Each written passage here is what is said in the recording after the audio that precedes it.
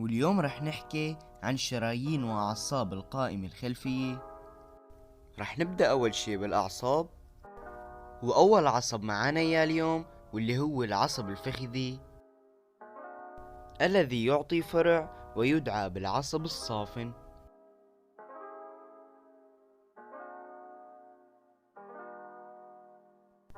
والعصب الساد الذي يدخل في الثقب الساد ويغذي عضلات الطبقة الثالثة. وخلف العصب الساد يوجد لدينا العصب الكفلي الأمامي.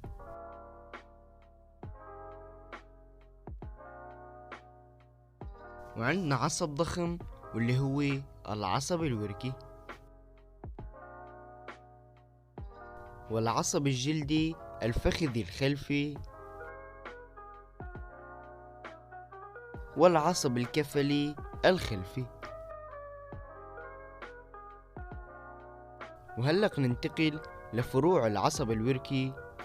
نرفع العضلات ونشاهد الفروع، واللي هي العصب القصبي والعصب الشظوي العام، العصب العضلي الداني وهو فرع من العصب الوركي.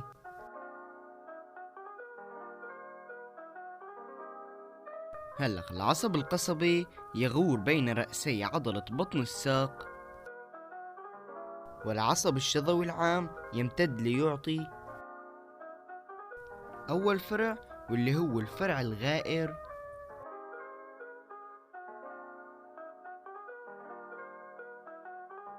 والفرع الثاني واللي هو السطحي. وآخر فرع واللي هو العصب الجلدي الوحشي للساق.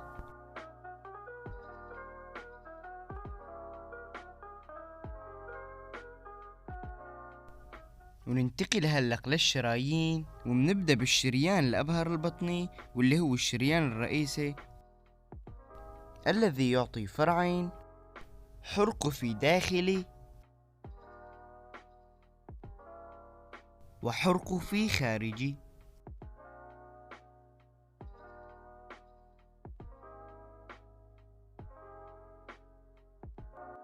أول فرع من الحرقفي الخارجي وهو الحرقفي الدائر الغائر.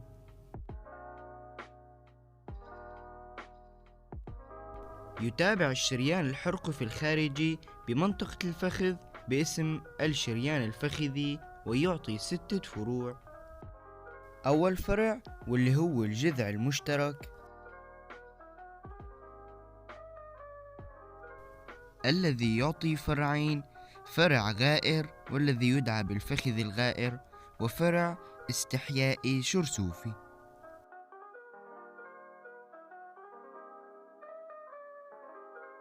والشريان الفخذي الأمامي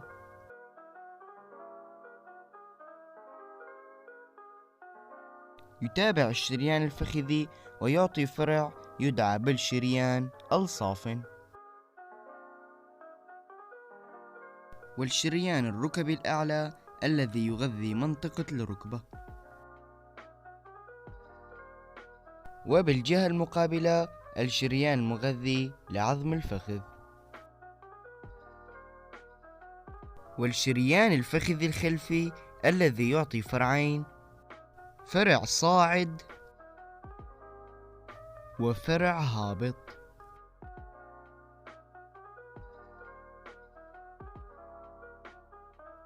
يتابع الشريان بمنطقة الساق باسم الشريان المئبضي، ويعطي فرعين، الشريان القصبي السطحي